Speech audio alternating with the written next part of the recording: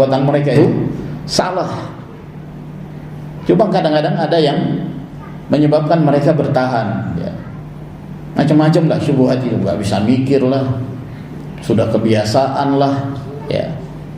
Kadang-kadang dengan alasan, oh ada juga kiai yang menghalalkan rokok.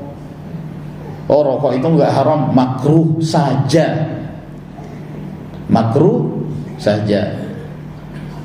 Dengan alasan makruh, akhirnya dia tetap melakukannya.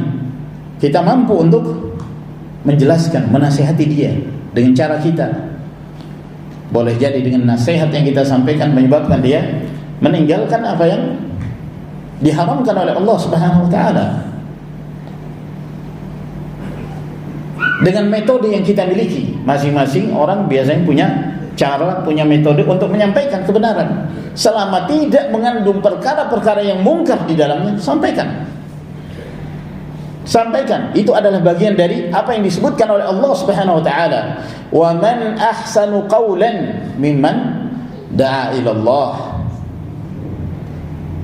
Siapakah yang lebih baik ucapannya? Yaitu tidak ada orang lebih baik ucapannya dari orang yang mendakwahkan agama ini kepada manusia agar mereka berjalan di atas jalan Allah Subhanahu wa ta'ala. Nasihat mungkin hari ini nasihat itu belum tersampaikan kepadanya, besok cari momen-momen yang baik. Sebagaimana kita cinta terhadap diri kita, berjalan di atas kebaikan, kita senang apabila kita melakukan amalan saleh, maka demikian pula kita cinta apabila saudara kita melakukan hal yang sama dengan kita. Kita senang, kita cinta. Di samping itu keutamaan yang besar bagi seorang yang menjadi sebab hidayah. Allah Jalla wa Ala memberi hidayah kepada seorang, la yahdiyallahu bika rajulan wahidan khairul laka min humri na'am. Allah Jalla wa Ala memberi hidayah kepada seorang melalui kamu yang menyampaikan kepadanya nasihat. Itu lebih baik daripada unta merah yang sangat mahal sekali harganya. Jadi ma'asyiral muslimin rahimakumullah, jangan berkecil hati. Tidak jarang orang yang ilmunya sedikit tapi dia diberi kemampuan untuk menyampaikan hujah-hujah itu kepada yang lain, dibanding seseorang walaupun dia seorang yang penghafal Al-Quran Karim, dia seorang yang banyak menghafal hadis, dia orang berilmu, tapi belum tentu dia mampu mendakwahkan kepada yang lain karena dia kurang kemampuan misalnya di dalam menyampaikan ilmu tersebut. Maka ketika Allah Subhanahu wa taala memberikan kemampuan kepadamu, lakukan, sampaikan nasihat. Itu adalah tariqatul Rasul, itu adalah metode Rasulullah sallallahu alaihi wasallam. Itu adalah jalannya Rasulullah sallallahu alaihi wasallam dan orang-orang yang berjalan di atas jalan beliau. Berdakwah di atas ilmu. Jangan kita merasa malu, ma'asyiral muslimin rahimakumullah. Mengapa kita tidak bisa melakukan hal itu sementara ada orang-orang lain mereka enggak punya ilmu, mereka tidak belajar sunnah, tapi semangatnya dalam berdakwah luar biasa. Iya kan? Semangat berpindah dari satu masjid ke masjid yang lain, jauhlah keliling, khuruj. Padahal enggak punya ilmu ya kawan, tidak mengerti tauhid, tidak mengerti sunnah. Dia hanya memiliki semangat. Di dalam Islam semangat itu tidak cukup. Semangat itu harus disertai dengan ilmu. Ketika Abu Bakrah radhiyallahu ta'ala anhu, beliau tergesa-gesa datang ke masjid untuk mendapati jamaah bersama Rasulullah sallallahu alaihi wasallam. Salat jamaah telah ditegakkan, Abu Bakrah masbuk, terlambat. Akhirnya beliau tergopoh-gopoh gitu, berlari ingin mengejar rakaat agar bisa mendapati rakaat bersama Rasulullah sallallahu alaihi wasallam. Akhirnya beliau tergesa-gesa. Bunyi sendalnya kedengaran. Belum sampai ke shaf untuk mengerjakan salat berjamaah, sebelum sampai beliau sudah rukuk duluan baru jalan. Karena ketika itu Rasulullah sudah rukuk, maka beliau ingin mengejar. Beliau rukuk baru berjalan ke shaf sambil rukuk. Walhasil begitu selesai salat, maka Rasulullah sallallahu alaihi wasallam menyampaikan nasihat kepada Abu Bakrah, "Idza ataitumus shalah fala tas'au wa'tuha wa antum tamshun fa 'alaikum bis sakinati wal waqar." Apabila kalian mendatangi salat, datanglah dengan cara berjalan, jangan kalian tergesa-gesa, jangan kalian berlari, datangilah dengan tenang. Lalu di antara sabda Nabi sallallahu alaihi wasallam, beliau mengatakan, "Zadakallahu hirsan wa la ta'id." Semoga Allah menambah kepadamu semangat. Nabi sallallahu alaihi wasallam mendoakan kepada Abu Bakar, semoga Allah memberi tambahan semangat kepadamu. Namun kesalahan ini la ta'ud, jangan kamu ulangi. Kesalahan tetap harus diperbaiki. Semangat silahkan ditambah. Maka semangat harus disertai dengan ilmu. Kesalahan harus dibetulkan. Bersemangat di dalam berdakwah silahkan, tapi semangat itu harus disesuaikan dengan cara berdakwahnya Rasulullah sallallahu alaihi wasallam. Bagaimana cara dakwahnya Nabi alaihi salatu wasallam? Qul hadhihi sabili ad'u ila Allah ala basiratin ana wa man ittaba'ani. Katakan, ini jalanku, aku mengajak manusia kepada jalan Allah ala basiratin, di atas hujjah, di atas ilmu, di atas kejelasan. Aku bersama dengan orang-orang yang mengikuti aku. Maka ciri dakwah pengikut Rasulullah sallallahu alaihi wasallam adalah mereka yang berdakwah dengan basirah, dengan hujjah, dengan Al-Qur'an Karim, dengan sunnah Nabi sallallahu alaihi wasallam. Oleh karena itu Rasulullah SAW ketika mengutus utusan untuk menyampaikan dakwah, yang diutus itu orang-orang pilihan.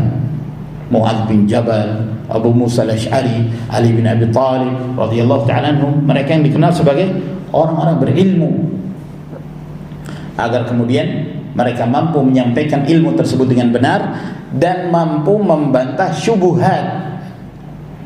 Karena ketika kita berhadapan dengan masyarakat, pasti banyak pertanyaan. Pasti banyak pertanyaan. Dan pertanyaan itu butuh jawaban secara ilmiah. Kalau kita nggak punya ilmu, berbahaya. Jangan sok tahu. Ya. Apalagi ketika orang-orang melihat, jenggotnya panjang, lebat, sorbannya tebal, jidatnya hitam, Masya Allah, penampilannya kayak waliullah gitu. Ya, orang-orang kagum kepadanya. Akhirnya dijadikan sebagai rujukan. Kalau dia tidak punya ilmu, berbahaya. Apa yang akan disampaikan kepada umat? Mereka akan bertanya tentang tauhid, mereka akan bertanya tentang salat, tentang berbagai macam permasalahan. Jadi ma'asyiral muslimin rahimakumullah, maka harus disertai dengan ilmu. Jadi sekali lagi, ini bisa dilakukan oleh siapapun dari kita. Kalau mereka yang jahil itu punya semangat berdakwah, kenapa kita tidak? Kenapa ahlus sunnah tidak punya keberanian? Sampaikan dengan syarat kamu menyampaikannya dengan ilmu. Antum belajar di majelis ini misalnya, sudah berapa ilmu yang antum bisa ketahui? Ya. Satu ayat saja yang dipelajari, alhamdulillah, itu keutamaan yang besar. Surah Fussilat ayat 33 misalnya, antum sudah paham ayat ini, sampaikan. Ya. Siapapun, apapun status kita, sebagai karyawan, sebagai pedagang, siapapun kita bisa berdakwah. Ya. apa yang kita sampaikan dari kebenaran itu akan menjadi modal kita pada saat kita meninggal. Ada orang-orang yang mengikuti nasihat yang kita sampaikan, itu akan bermanfaat bagi kita. Masyaallah muslimin rahimakumullah. Jadi jangan berkecil hati, saya bukan ustaz, walaupun bukan ustaz. Walaupun bukan ustaz, satu ayat yang kamu tahu sampaikan, satu hadis yang kamu ketahui sampaikan. Ya. Dengan cara demikian ilmu itu akan menyebar. Ilmu itu akan menyebar. Kata para ulama, ya, ilmu itu atau sunnah itu tidak akan menyebar di tengah-tengah umat ini dengan cara sirran. Kalau mereka merahasiakan ilmu, ini tidak menyampaikan ilmunya, ini tidak menyampaikan ilmunya, masing-masing mementingkan dirinya sendiri. Yang penting saya mengerti sunnah, yang lain mau sesat terserah. Enggak begitu. Ya, sebagaimana kita cinta, kita memiliki hidayah, kita diberi hidayah oleh Allah Subhanahu wa taala, maka kita juga berupaya orang-orang yang ada di sekitar kita mendapatkan bahagian dari kebaikan itu. La yu'minu ahadukum hatta yuhibba li akhihi ma yuhibbu li nafsihi. Tidaklah sempurna keimanan salah seorang kalian hingga dia mencintai kebaikan untuk saudaranya sebagaimana dia mencintai kebaikan itu untuk dirinya sendiri.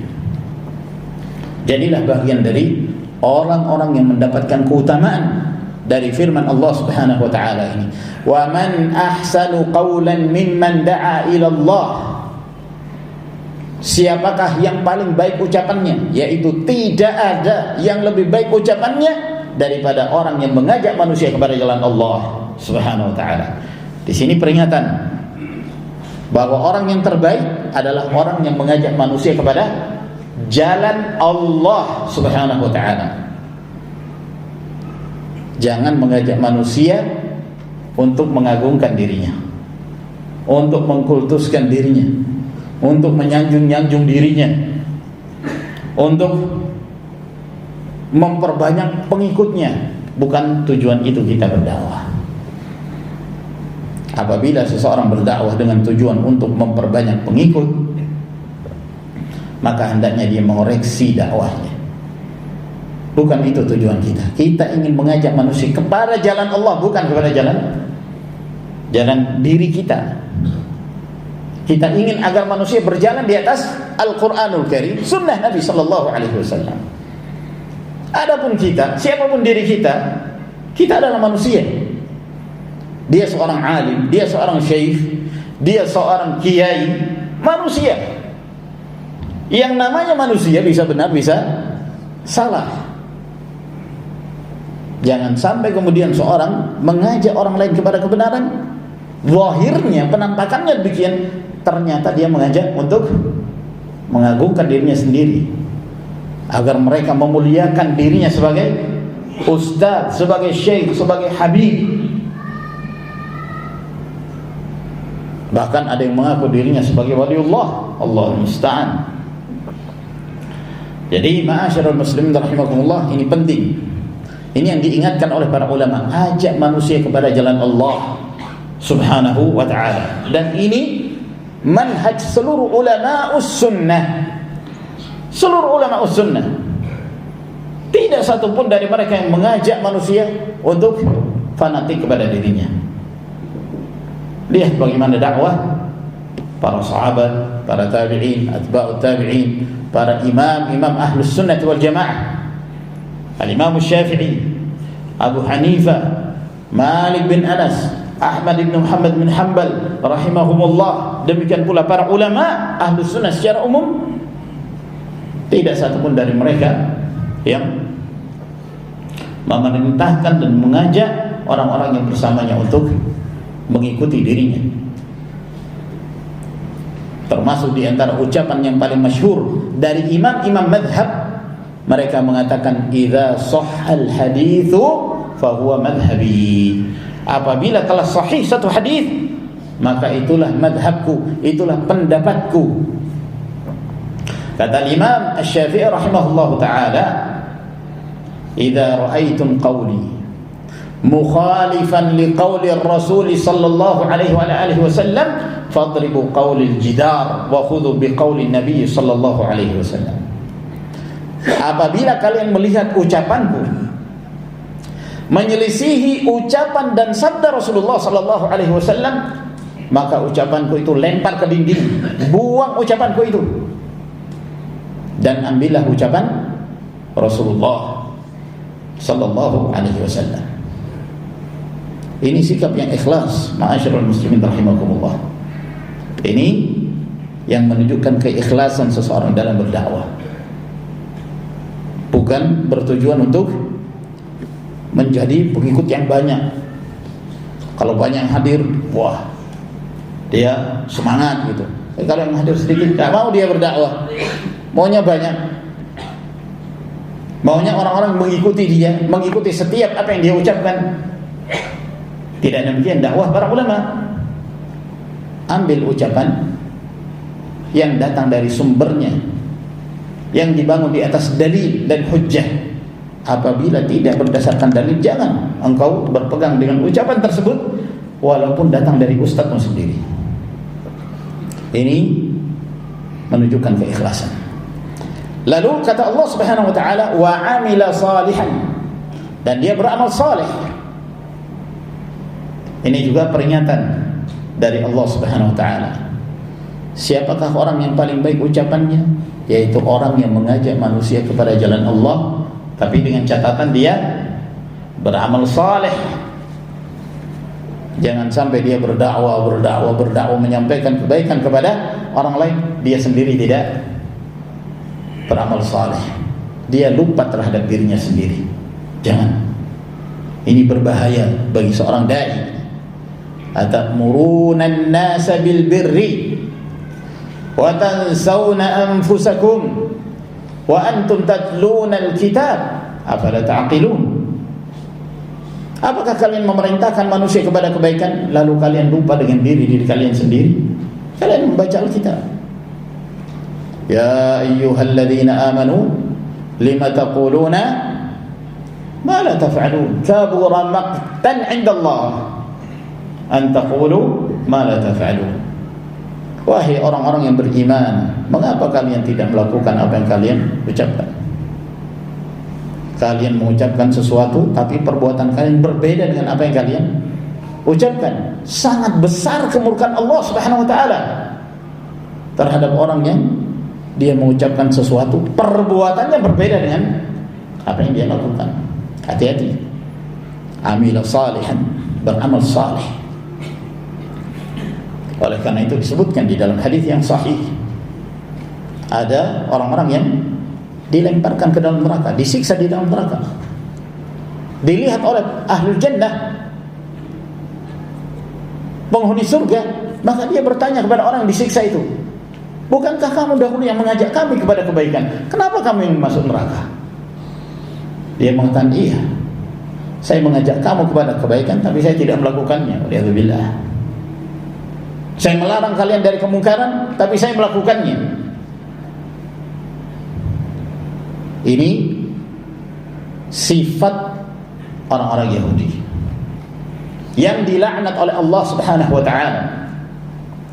Kanu la yatanahawna an munkarin fa'aluh. Mereka, orang-orang Yahudi itu, mereka tidak mencegah manusia dari kemungkaran, bahkan mereka melakukannya. Mereka melakukannya. La bisa ma kanu yaf'alun. Jadi seseorang itu akan menjadi baik ucapan yang dia sampaikan kepada yang lain ketika dia beramal saleh. Wa qala innani minal muslimin, dan dia mengatakan sesungguhnya aku termasuk di antara orang-orang yang bersalah diri kepada Allah Subhanahu wa taala. Jadi ayat ini ma'asyiral muslimin rahimakumullah menerangkan tentang keutamaan dakwah, menyampaikan kebaikan kepada orang lain. Apapun yang kita ketahui dari kebenaran itu, tentang tauhid, tentang salat, tentang zakat, tentang berbakti kepada kedua orang tua, tentang keutamaan akhlak, apapun yang kita ketahui dari ilmu, kita bisa menyampaikan kepada orang-orang yang kita temui, itu adalah kebaikan. Itu adalah kebaikan. Di samping itu akan mendorong kita untuk semangat dalam beramal saleh. Jangan hanya mengajak orang kepada kebaikan lalu kemudian kita tidak melakukannya. Ada yang mengatakan, wah kalau begitu saya nggak usah dakwah dong. Ya, saya sendiri belum merasa baik. Saya sendiri belum melakukannya. Masa saya mengajak orang terhadap sesuatu yang saya tidak melakukannya? Apakah ucapan ini benar? Maka dijawab oleh para ulama.